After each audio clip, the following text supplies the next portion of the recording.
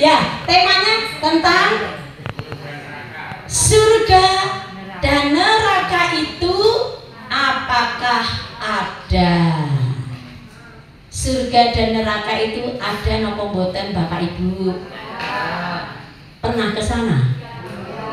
Pernah lihat? Kok bisa? Kok tahu kalau surga dan neraka itu ada?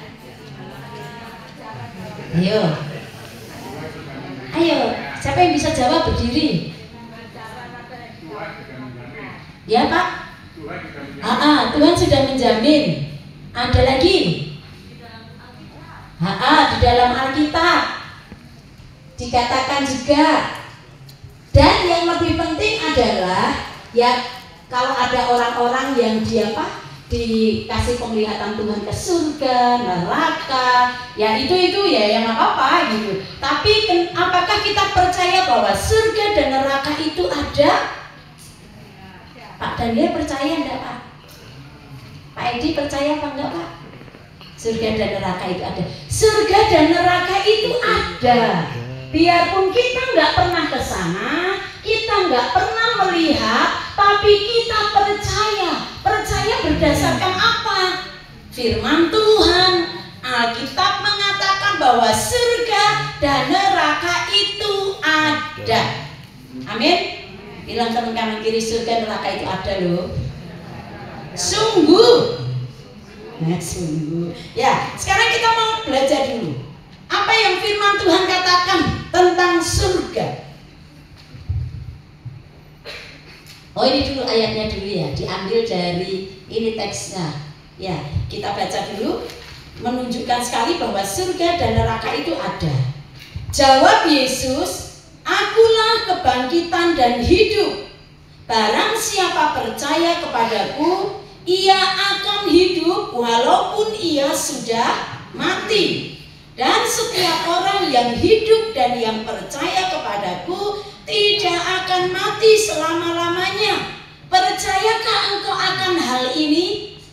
Sebetulnya surga dan neraka itu, kalau dulu belajar di sekolah Alkitab itu, di firman di Alkitab itu ada yang tersirat, ada yang tersurat. Tersurat itu jelas, di situ tulisannya jelas surga neraka. Tapi di ayat ini tersirat. Dari sini kita bisa lihat di sini, setiap orang yang percaya kepadaku, ini adalah Tuhan Yesus, ia akan hidup walaupun ia sudah mati. Berarti orang yang percaya kepadaku, dia akan mengalami kehidupan selamanya gitu. Terus ayat selanjutnya, dan setiap orang yang hidup dan yang percaya kepadaku, ia tidak akan mati selamanya. Berarti yang tidak percaya kepada Yesus, dia akan mati selama-lamanya, alias binasa. Di mana? Di neraka. Ya tak? Dari ayat ini tersirat gitu. Kalau surga dan neraka, berbicara surga itu kehidupan kekal selama-lamanya, berbicara tentang neraka itu adalah kematian selama-lamanya. Lalu lebih jelas lagi apa yang dikatakan firman Tuhan tentang surga. Kalau Bapak Ibu baca di dalam Wahyu pasal 21, keseluruhan kitab Wahyu pasal 21, di situ dikatakan bahwa, kita baca dulu ya Bapak Ibu ya, sedikit-sedikit ya, biar yakin gitu. Kita buka di dalam Wahyu pasal 21. Surga itu adalah kota kudus. Kenapa dikatakan kota kudus? Karena di situ Tuhan ada. Amin.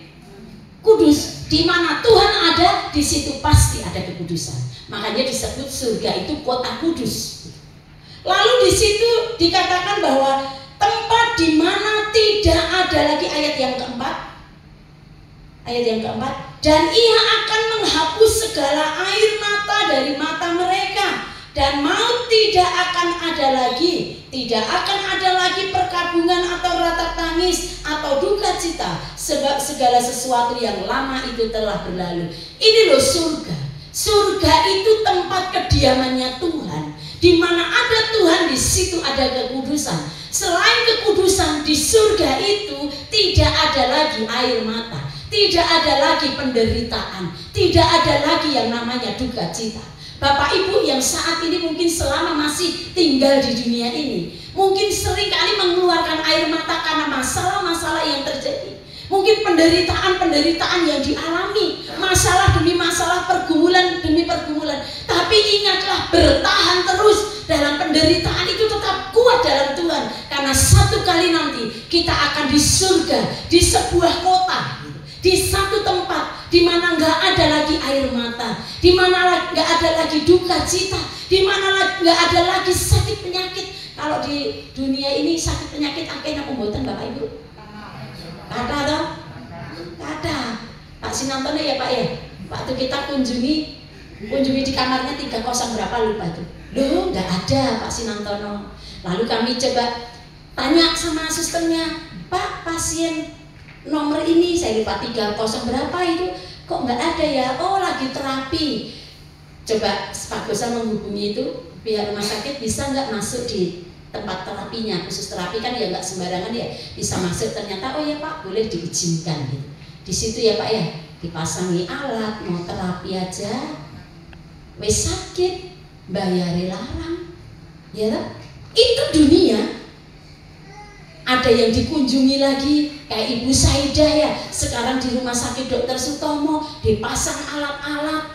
Wah, gak enak. Di dunia ini sebenarnya gak enak loh Bapak Ibu. Banyak siap air mata, harus siap menderita, harus siap sakit penyakit, harus siap pergumulan gitu. Itulah dunia. Beda dengan surga. Tadi ngomong-ngomong sama Bu Mariati, Pak Sinantono 1 minggu ya Pak ya, 1 minggu di rumah sakit wis kena biaya berapa? 100 juta lebih. Wis sakit, mengeluarkan duit, gak enak. Karena itu kita mesti setia di dalam Tuhan. Amin. Setia terus di dalam Tuhan. Pergumulan-pergumulan di dunia ini gak ada bandingnya dengan kehidupan kekal, kemuliaan kekal yang akan kita terima di surga nanti. Sabar. Makanya Tuhan bilang sabar dalam penderitaannya, sabar dalam permasalahannya, sabar di dalam air matanya, berjuang terus, tetap kuat imannya sampai nanti kita bisa masuk ke surga, tempat kediaman Tuhan, di mana nggak ada lagi air mata, di mana nggak ada lagi pergumulan, di mana nggak ada lagi penderitaan. Itu surga. Lalu di ayat yang ke-7 dikatakan surga itu tempatnya siapa? Tempat yang Tuhan sediakan untuk siapa? Barang siapa menang, ia akan memperoleh semuanya ini, dan aku akan menjadi Allahnya dan ia akan menjadi anakku. Hanya untuk orang-orang yang menang di dalam imannya, gitu loh Bapak Ibu. Yang serius dalam Tuhan, yang sungguh-sungguh hidup dalam Tuhan, yang menang dari setiap pergumulan-pergumulan, yang tetap mempertahankan iman. Itulah orang-orang yang nanti akan masuk di surga, tempat kediaman Tuhan selama-lamanya Bapak Ibu. Siapa yang tertarik? Ya, semua pasti senang. Tapi ada yang bilang aja cepat-cepat ya Tuhan. Padahal kita tahu surga itu enak, tapi aja cepat-cepat ya Tuhan. Hari apa itu kita guyonan. Hari setelah saya doa malam itu kita guyonan sama Bu Sri, sama yang khotbah. Kita ngomongin, habis doa ngomongin orang, tapi ngomonginnya itu yang lucu-lucu. Kayak Om T yang di pusat itu kan sudah 90 lebih kan ya, umurnya sudah apa, kata Om T, saya ini punya apa, penyakit 5B atau apa, beser, budek, apa lagi, budrek, burem gitu. Nah, yang berdoa supaya panjang umur malah cepat dipanggil Tuhan. Kayak Om T sebetulnya pengen cepat dipanggil Tuhan, pengen cepat ke surga, tapi kok nggak cepet-cepet ya. Lalu Pak Gosa guyonan gini, waktu itu si Om T bilang sama Bu Sri, karena telinganya itu sudah nggak mendengar. Jadi waktu Tuhan panggil dia nggak dengar. Kayak bercanda aja ya, bercanda. Stop bercanda. Sampai di sini aja. Ya enggak itu bercanda, memang belum waktunya Tuhan ya. Kalau sudah kan udah belum kita jadi di sana kan luar biasa. guyonannya ngawur. Ya, lalu itu surga. Surga itu berbicara tentang suasana. Yang pertama, surga itu berbicara tentang suasana. Suasana di mana di situ ada kekudusan. Suasana di mana di situ ada sukacita. Tetapi di ayat-ayat selanjutnya, selain surga itu bicara tentang suasana, surga itu juga bicara tentang tempat, Bapak Ibu. Makanya surga itu ada. Surga itu tempat. Di ayat-ayat selanjutnya dimulai ayat yang ke-9 yang berbicara tentang surga. Surga itu tempat yang indah. Amin. Ayat 11. Kota itu penuh dengan kemuliaan Allah. Cahayanya sama seperti permata yang paling indah, bagaikan permata yaspis jernih seperti kristal. Dan temboknya besar lagi tinggi. Pintu gerbangnya 12 buah. Dan di atas pintu-pintu gerbang itu ada 12 malaikat. Dan di atasnya tertulis nama ke-12 suku Israel. Di sebelah timur gerbang-gerbangnya, tak singkat tadi ya. Di tembok kota itu ada 12 dasar. Ini disingkat lagi. Kota itu bentuknya 4 persegi panjang, ayat 16. Panjangnya sama dengan lebarnya, dan ia mengukur kota itu dengan tongkat itu, 17. Lalu ia mengukur temboknya, ini ada ukurannya. Lalu dasar-dasarnya itu ada permata yaspis, nilam, pokoknya berbagai macam batu-batuan sing larang-larang, sing apa? Asli. Kalau dulu masih ingat ya, apa itu zamannya apa? Laris-larisnya batu-batu itu, ya.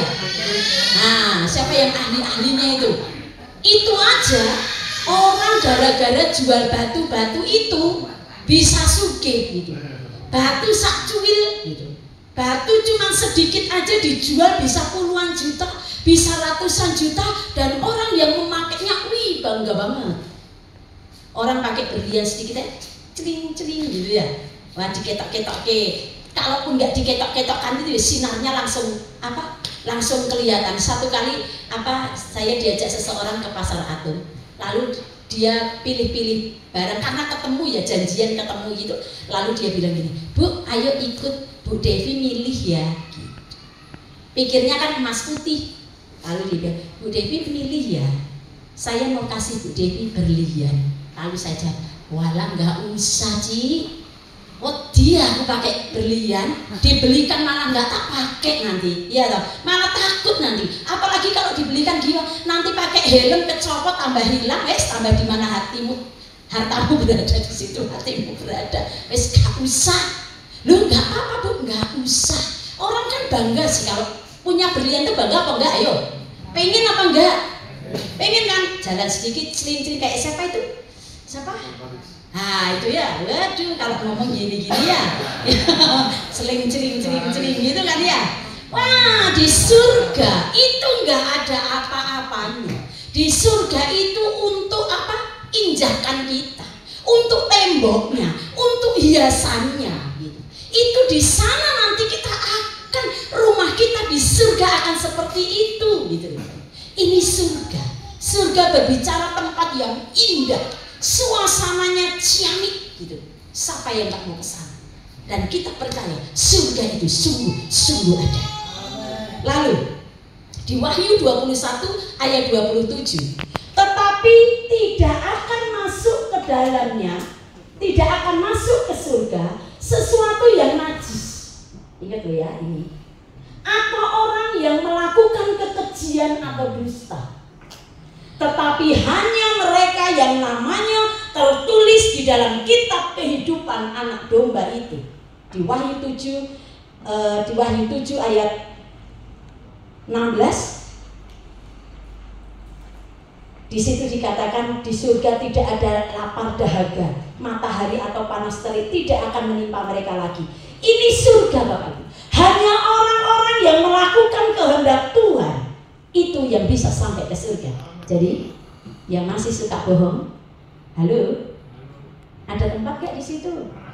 Halo, hah? Lanjutkan dulu aja sih. Itu surga. Pokoknya indah kan Bapak Ibu? Surga indah kan ya? Surga indah. Sekarang neraka, kebalikannya. Biar yakin dulu ya, neraka. Di Wahyu 21 di sini ayat yang 8 dikatakan, neraka itu tempatnya siapa?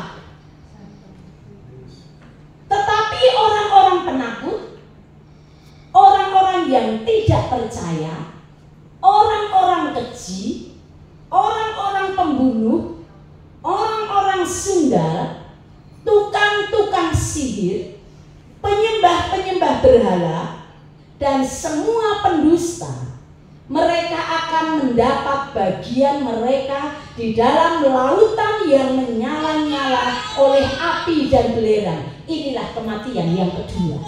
Itu loh Bapak Ibu. Tadi betul, neraka itu tempatnya siapa? Kedengaran saya tadi yang bilang, iblis. Iblis dan konco-konconya. Konco-konconya siapa? Ya ini, yang tidak percaya Yesus, yang masih hidup dalam ketakutan, orang yang tidak percaya Tuhan, orang-orang yang keji, pembunuh, bukan hanya membunuh secara fisik ya, tapi juga membunuh perasaan orang lain. Jangan suka mematahkan hati orang lain ya Bapak Ibu. Boleh nggak? Membuat orang lain kecewa, membuat orang lain sakit hati, membuat orang lain tersandung. Ayo sama-sama jaga hatiku dan jaga hatimu dengan benar. Amin.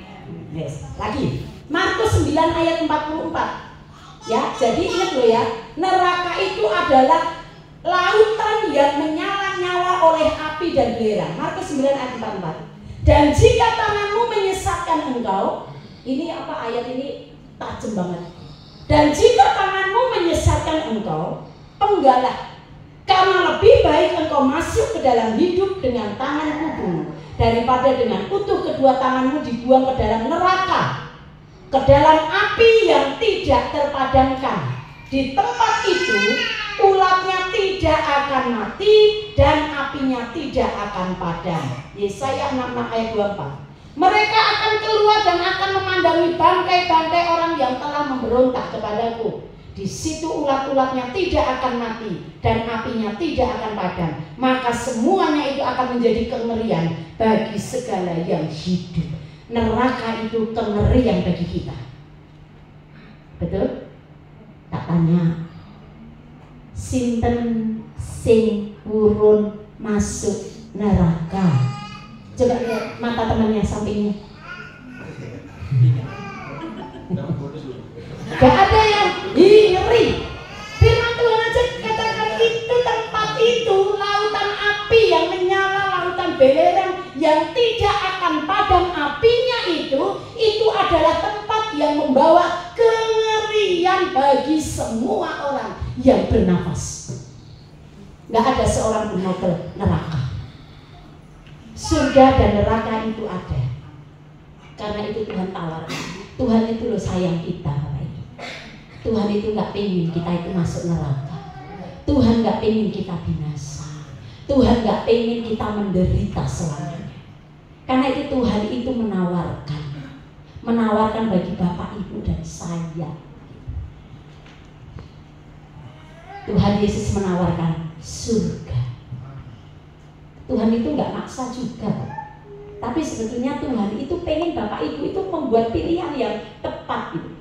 Membuat pilihan yang pas sesuai dengan tawaran Tuhan. Makanya itu Tuhan katakan di Yohanes 14 ayat 6, kata Yesus kepadanya, akulah jalan dan kebenaran dan hidup. Tuhan tekankan, tidak ada seorang pun yang datang kepada Bapa kalau tidak melalui aku. Aku di sini adalah Yesus. Amin.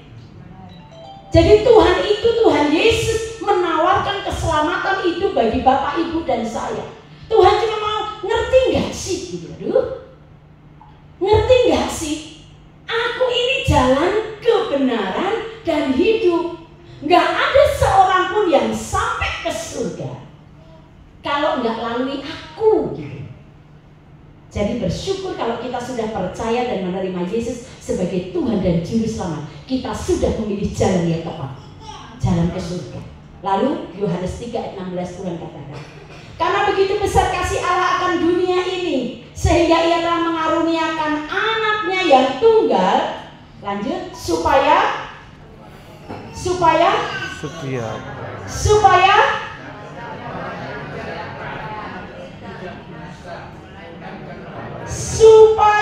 setiap orang yang percaya kepada Yesus tidak masuk neraka, tetapi masuk surga. Bersyukur. Pernah nggak Bapak Ibu terima kasih Tuhan Yesus, Engkau menawarkan sesuatu yang tak ternilai. Dan ketika kita percaya kepada Yesus sebagai Tuhan dan Juru Selamat, kunci surga itu sudah ada di kita. Betul? Mau masuk? Kuncinya sudah ada toh? Kita sudah dapatkan tuh Bapak Ibu? Kuncinya bisa hilang nggak? Kuncinya bisa hilang nggak? Iya bisa. Buktinya ada banyak ya sekarang ini lagi viral apa Bapak Ibu? Lagi viral apa? Mu'alaf. Bener nggak? Public figur yang mu'alaf. Satu kali yang terakhir ini yang lagi viral adalah Ruben Onsu yang mu'alaf.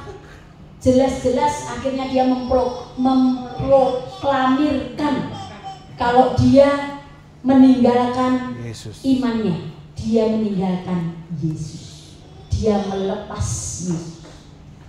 Sedih Bapak, nggak kenal dia, tapi saya lihatnya sedih. Lalu ada lagi beberapa orang Kristen public figure yang akhirnya tinggalkan Tuhan. Lalu satu kali pendeta Mel Atok yang Bapak Ibu ya tahu tuh pendeta Mel Atok yang waktu itu khotbah di khotbah di ibadah AJBF. Nanti ada KKR bulan apa di gereja kita juga beliau pembicaranya.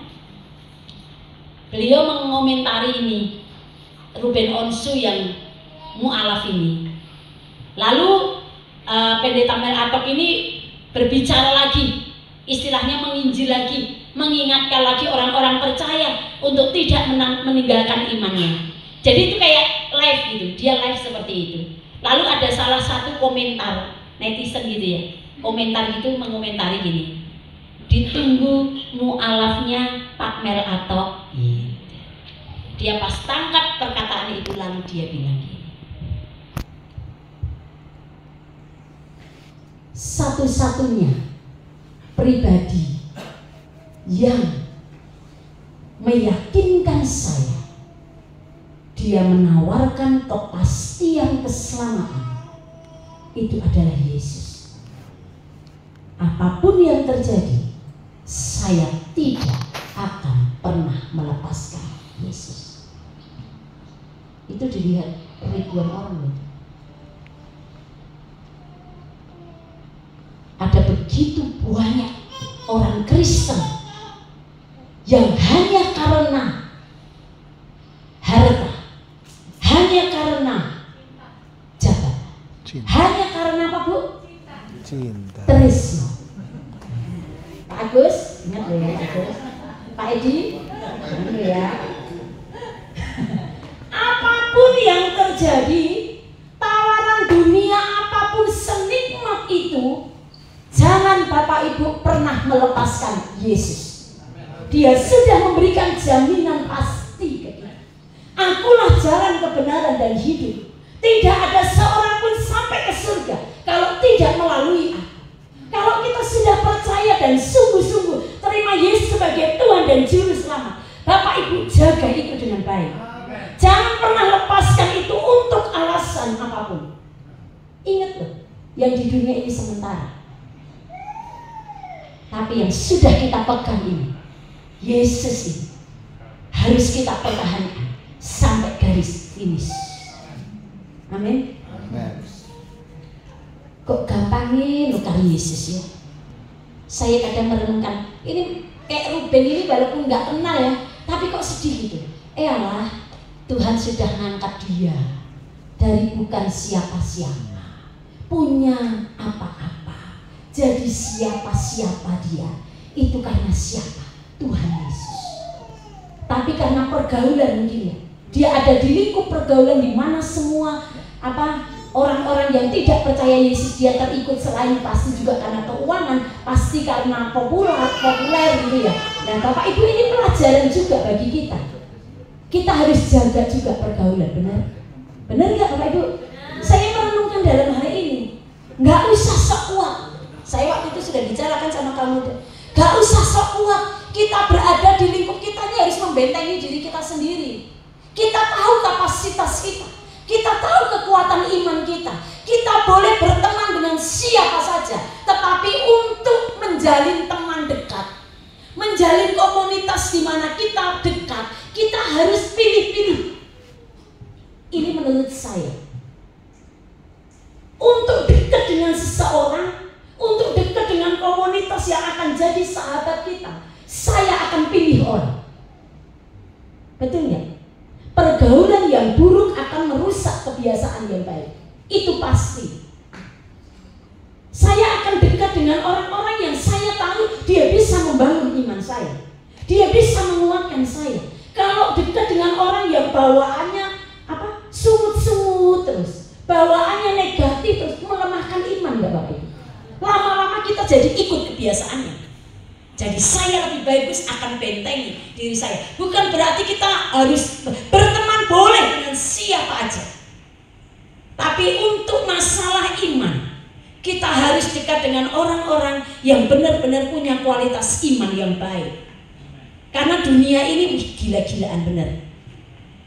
Ada begitu banyak hal, ada begitu banyak fasilitas, sarana yang bisa menjauhkan kita dari Tuhan, bisa melemahkan iman kita. Oleh karena itu kita perlu berkomunitas dengan orang-orang yang sungguh-sungguh kuat di dalam Tuhan. Amin. Lalu, tadi kuncinya udah kita pegang kan? Buktinya bisa hilang kan? Benar? Bukan hilang karena Tuhan ambil lagi, enggak. Salah dewe dilepaskan, salah sendiri ditaruh sembarangan, ditukar dengan sembarangan. Lalu yang terakhir, syaratnya sampai kita masuk melebu, Bapak Ibu, melebu. Kuncinya sudah ada, tapi kan kita belum melebu swarga toh. Ya Bapak Ibu ya. Kita masih di dunia ini toh. Kita pengennya nanti sampai melebu beleng gitu. Ya toh? Melebu beleng ya oh enggak salah. Ya toh, sampai masuk beleng di surga, benar gitu. Entahkah waktu kita dipanggil Tuhan, entahkah waktu Tuhan datang kali yang kedua, nanti kita itu sungguh-sungguh masuk di surga, menikmati suasana surga, dan kita benar-benar ada di surga bersama-sama dengan Tuhan selamanya. Ada syaratnya Bapak Ibu. Satu, taat. Taat. Bukan setiap Matius 7 ayat 21. Yuk baca sama-sama yuk. 1, 2, 3. Bukan setiap orang yang berseru-seru Tuhan, Tuhan akan masuk ke dalam kerajaan surga, melainkan yang melakukan apapun yang dilakukan. Bukan setiap orang yang berseru Tuhan, Tuhan, mulutnya ngaku Tuhan, Engkau Tuhanku, Tuhan Engkau juru selamatku, setiap minggu memuji Tuhan, doa iya, baca Alkitab iya. Bukan itu, Tuhan itu menekankan kita Bapak Ibu. Jadi Kristen aja itu nggak cukup. Mulutnya ngomong Yesus Tuhanku, Yesus juru selamatku aja, itu tidak cukup. Nggak cukup membawa kita masuk sampai surga. Cukup adalah kita mengaku Yesus sebagai Tuhan dan juru selamat dan melakukan kehendaknya, artinya taat. Amin. Secara lahiriah aja itu nggak cukup. Nggak cukup membawa kita ke surga. Ada nggak orang Kristen yang kayak gitu? Ada nggak? Mulutnya aja, lahiriahnya aja, wih ketoknya hebat nih, rohani banget. Wah, omongannya itu kalau sudah ngomong rasanya surga itu pindah di depan kita. Cukup nggak Bapak Ibu? Cukup nggak? Tidak cukup. Kita perlu taat. Ingat Khairul Anwar bilang apa Bapak Ibu? Taat. Taat artinya apa? Tidak ada alasan. Tidak ada alasan. Titik. Nggak mau tidak ada alasan titik. Tidak ada alasan titik. Taat. Ojo banyak alasan. Biasanya orang yang tidak taat itu alasannya banyak. Coba bilang teman-teman kiri. Alasanmu banyak ya. Aduh, firman Tuhan bilang apa? Rajin ibadah ya, jangan meninggalkan persekutuan orang percaya. Jangan meninggalkan pertemuan-pertemuan ibadah, tapi Menjer. taat. Tidak ada alasan. Titik. Tidak ada alasan. Titik. Minggu waktunya gereja, menguduskan hari Sabat ya gereja. Dan cari duit. Setelah kerja sih. Duit. Setelah jalan-jalan, nggak apa-apa kerja, nggak apa-apa jalan-jalan. Ibadah. Ibadah sih. Ya ibadah dulu, gitu. Amin. Ya single temennya ibadah dulu ya. Ya Tuhan bilang apa? Tidak tahukah bahwa tubuhmu adalah bait Allah di mana Roh Tuhan itu tinggal di dalam kamu? Memang rokok itu nggak dilarang loh, nggak dilarang. Kung. Yang perokok. Ingat ya, ini yang bapak-bapak nggak apa-apa ya, sedang proses kan. Ya kan? Khairul Anwar bilang apa waktu kesaksiannya itu, bagus sekali dia bilang. Saya diingatkan Pak Bos saat itu. Saya terberkati dengan apa kesaksiannya Khairul Anwar, pernyataannya bilang. Dulu saya itu ngebul terus. Narkoba. Dulu saya ini gini terus. Neng Aqua nggak apa-apa ya. Ini enggak ya. Bintang. Dulu saya gini. Tapi sejak saya sungguh-sungguh dalam Tuhan, mau gini tuh rasanya pahit. Rokok pahit. Mau gini rasanya nggak tertarik. Mau gini tuh rasanya pahit. jijik. Kalau sungguh-sungguh dalam Tuhan, kita mulai harus belajar melepaskan itu sedikit demi sedikit. Amin. Ayo, siapa yang masih merokok? Ayo. Biar Mila. kelihatan aja, saya nggak lihat. Ayo. Gimana Bu Mila? Ya. Anang, Kung. Ya kan? Kelompok Tidak ini ada gimana? alasan. Titik. Titik.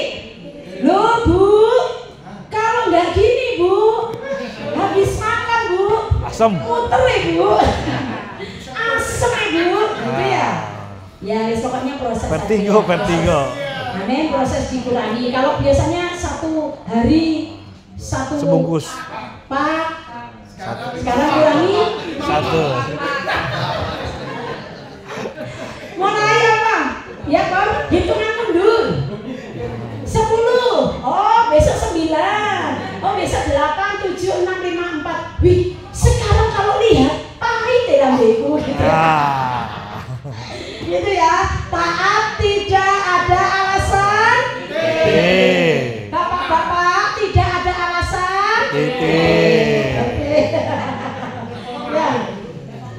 Ingat ya Bapak Ibu, taat itu, ya ini dengarkan ya, taat itu adalah buah dari hati yang sungguh-sungguh mengasihi dan menghormati Tuhan. Amin. Hati yang mengasihi dan menghormati Tuhan. Jadi ketika kita tidak taat firman, apapun itu, bukan hanya merokok,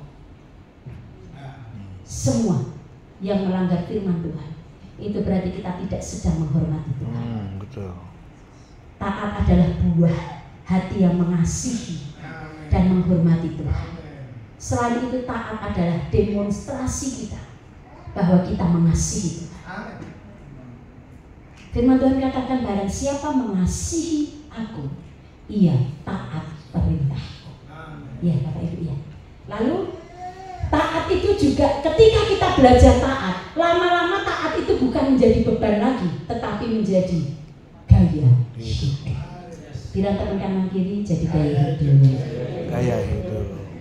Menghormati suami, gaya hidup. Mengasihi istri, kalau yang wanita yang jawab wanita ya. Menghormati suami, gaya hidup.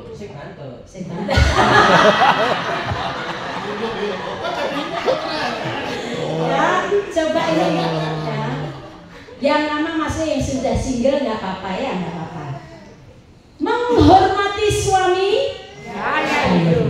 Ya, coba yang ada suami istri berdiri dulu, berdiri. Berdiri, ayo Pak Sinan berdiri. Ayo Pak, berdiri. Ayo, sekarang hadap-hadapan dulu. Hadap-hadapan dulu. Udah ya, hadap-hadapan. Nanti kalau Pak Edi kasihan nggak apa-apa. Ya, sekarang saya bilang gini ya. Saya bilang menghormati suami. Gitu. Bapak-bapak bilang ya. Gaya hidupku. Gitu pandang istrinya. Yuk. Menghormati suami. Ya, mengasihi istri. Oh, salah ya? Istri ya tadi ya?